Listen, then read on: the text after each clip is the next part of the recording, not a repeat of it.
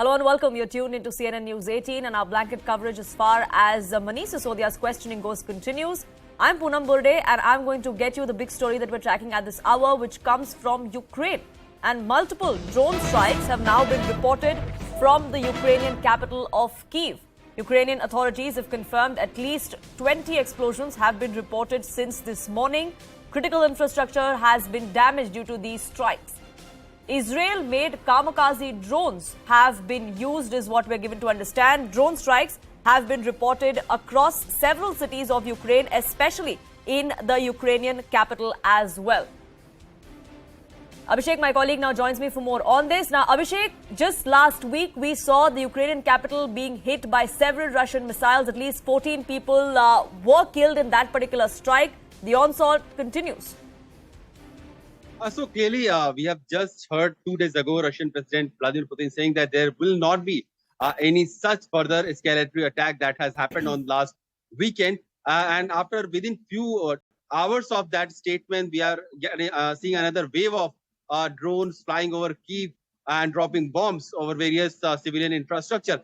This is a strange thing that is happening in this war between Ukraine and Russia, and also in the backdrop of Ukrainian army pushing Russian forces to the closure and almost the Kherson region, which was annexed by Vladimir Putin in the recent weeks, is clearly at a very high point of struggle where Ukrainian forces are trying to reclaim that lost territory into the hands of Russian forces.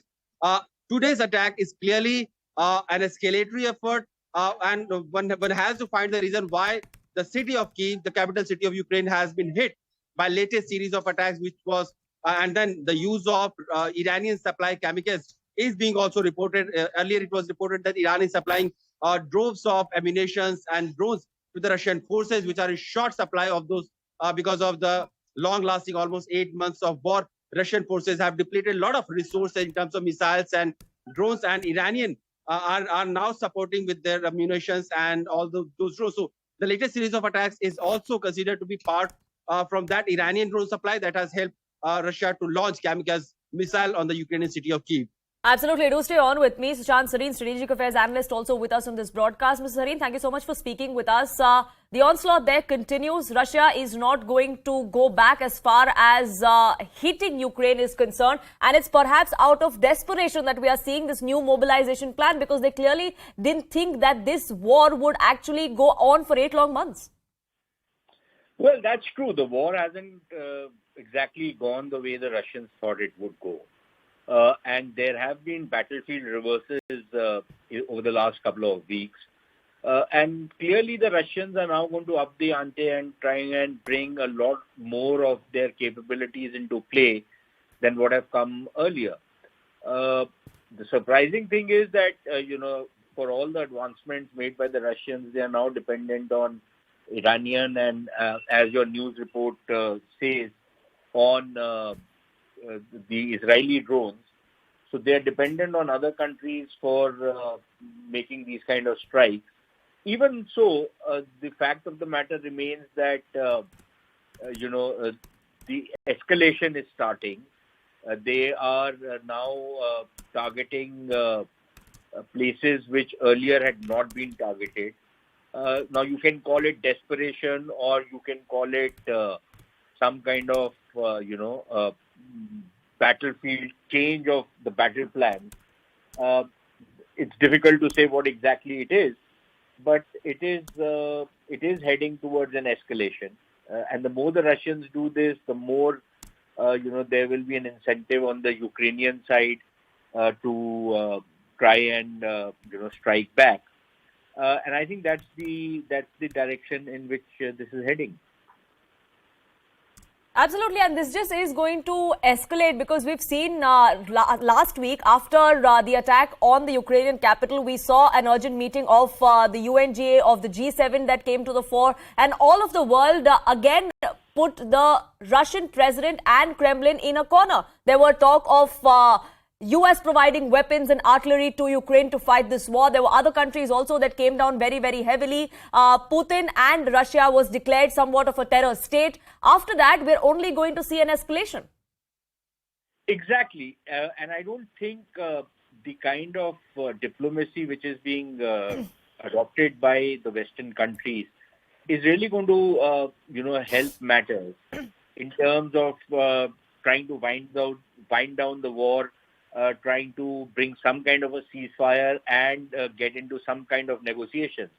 I don't think things are moving in that direction just yet.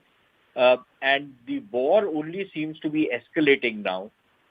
And there will be a doubling down both by the West in terms of supply of weaponry to Ukraine so that they can strike harder and they can strike deeper and also protect themselves. And then the moment that starts happening, we'll have to see how the Russians respond to it. Will they then scale it up even more? Or will they try and, enter into some kind of mediation, some kind of a dialogue? But then for any dialogue, it takes two to tango. And it will not be possible unless the Ukrainians also decide that they've had enough and they would want to try and settle this matter through negotiations. Again, what those negotiations are going to be is going to be an extremely complicated issue, because to expect that the Ukrainians will accept, handing over their territory to the Russians and legitimize Russian invasion is not going to happen. And to expect that the Russians will back down after having, invested so much in this war, both in terms of political capital as well as diplomatic and military capital, to simply seem to be backing down without any appreciable gains in Ukraine, I think it's going to be a very wicked problem going forward. Absolutely. Sushant Sareen, thank you so much for speaking with us here on CNN News 18. These are visuals on your screens, viewers, which are of the latest attack that have been reported from the Ukrainian capital. All this morning, we have seen drone strikes that have taken place, smoke billowing on the skyline of the Ukrainian capital of Kyiv there. And Abhishek, my colleague, continues to be with me. Now, Abhishek, this renewed assault by the Russian side also comes after Ukraine ramped up their air offensive. We do know that at least 20 strikes were conducted by the Ukrainian side yesterday on Russian military establishments, on Russian teams. Of course, and with the latest strikes that Russia has once again escalated, now clearly Russian forces are targeting civilian infrastructure in the city, in the heart of Ukraine, that is Kyiv city.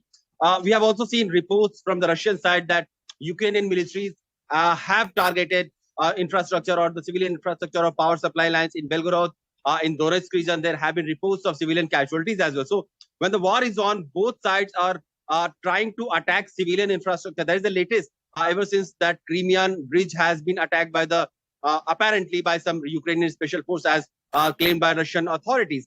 So now with the war entering into ninth month, civilian infrastructure are going to face the brunt of it. And with the upcoming winter, every time we are seeing that even Russian forces are trying to hit the electricity power station or substation so that the electricity will be short in supply. Ukrainian forces are also trying to do the same in Donetsk region or the Kherson or wherever that they are in close combat with the Russian forces.